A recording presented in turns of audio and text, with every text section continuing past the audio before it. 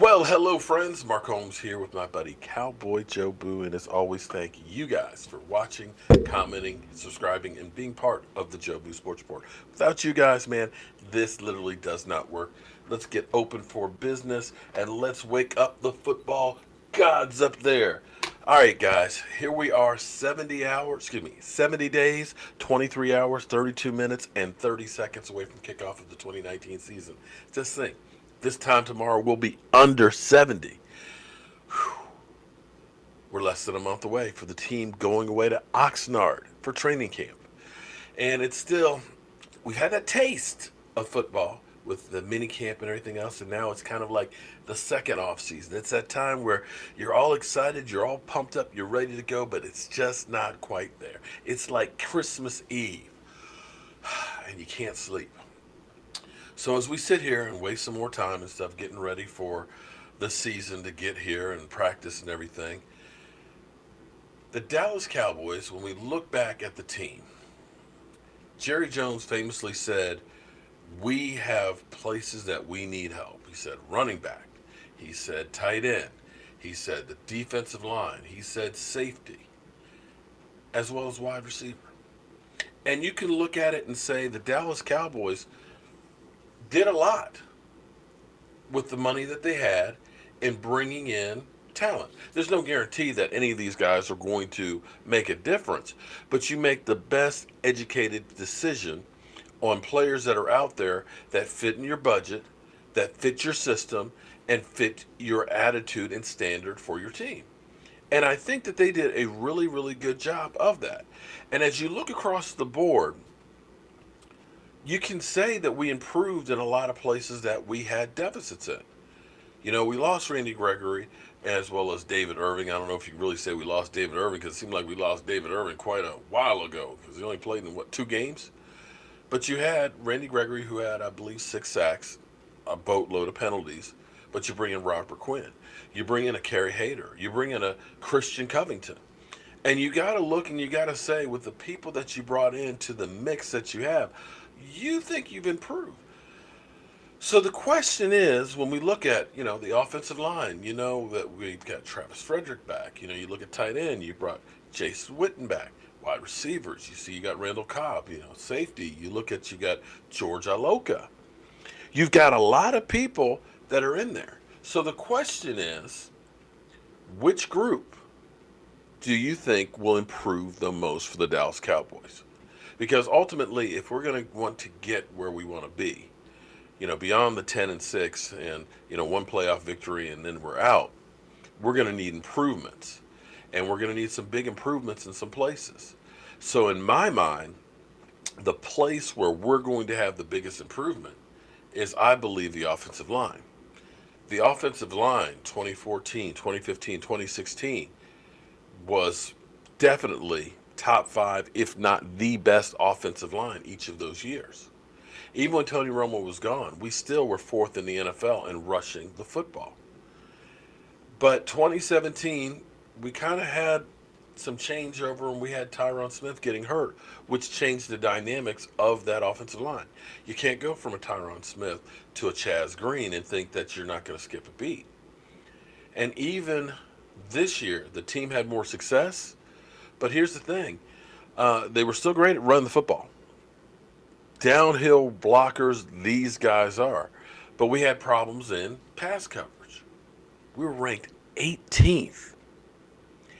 18th for the Dallas Cowboys offensive line in pass protection.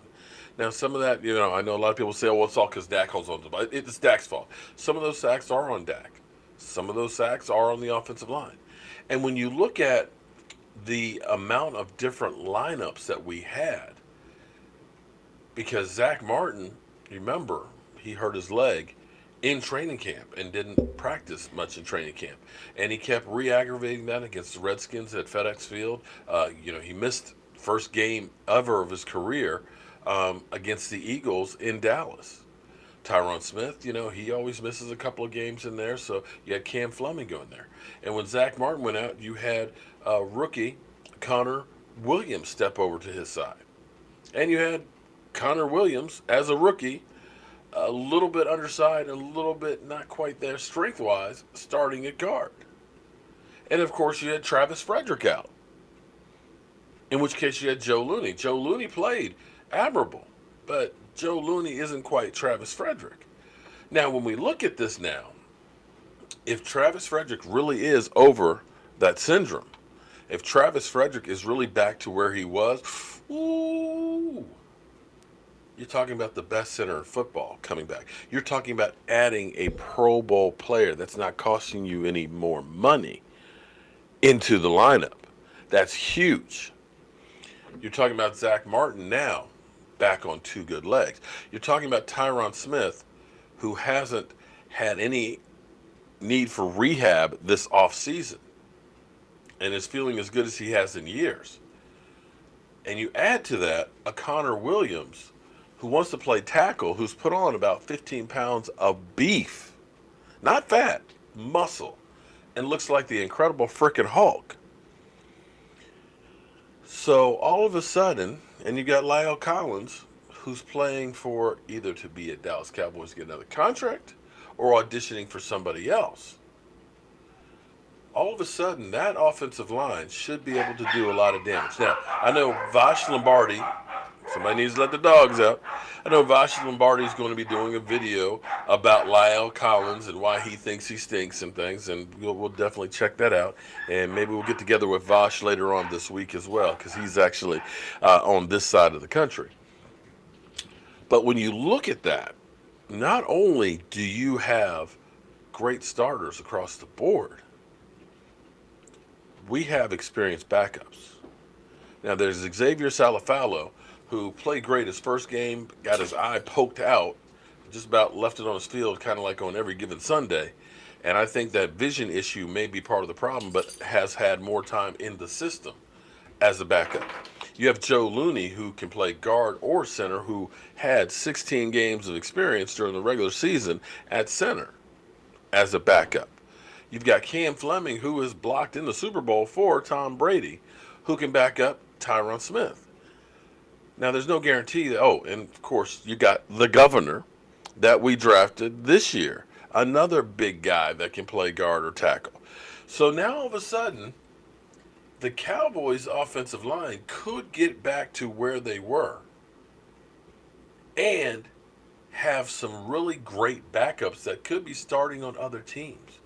So when I look at this, knowing that we got Randall Cobb and Amari Cooper, you know how much that wide receiving core can be better than last year's beginning.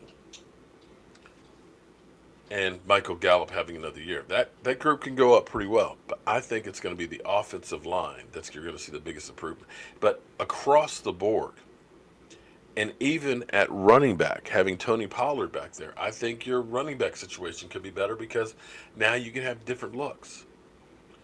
I think across the board, you can't honestly look at any group or position and say they got worse. I think the Dallas Cowboys really improved in every single level of the game, with the exception of maybe one. And that may be special teams in the kicking game. Other than that, I think the Dallas Cowboys are actually loaded. We'll see if they can put it all together on the field, if they can have a bit of luck with health, see if they can have the ball go their way. But if this group does what I think it's going to be able to do, it's going to be a really, really good season. So, as always, guys, I want to thank you all for watching, commenting, subscribing, and being part of the Joe Boo Sports Report. We are working, we'll have a lot probably by Tuesday on what we'll be doing with the Redskin Tailgate. Week 2, circle your calendar and be ready to rock and roll because we will be at FedEx Field in the red zone, red lot. And it's not far from the Platinum lot where the parking garage is in there. And we're going to be having a ball meeting with Barry on Monday. And don't forget about the autograph signing that is July 14th. We'll be at the Chantilly Expo Center. And hopefully we'll see a lot of you guys there. And Michael's over here pointing at me and distracting me. Yes. What about the Redskins training camp? Yeah, we're going to go to the Redskins training camp too and take that thing over July 27th and spread some bad mojo on the Washington Redskins. So you're up to date, up to speed with everything that is the Dallas Cowboys. And tomorrow I've got to go back down the country and take care of some business.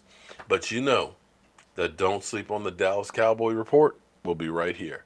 So as always, friends, thank you all for watching, commenting, and subscribing to the Jobu Sports Report. I'll see you guys soon.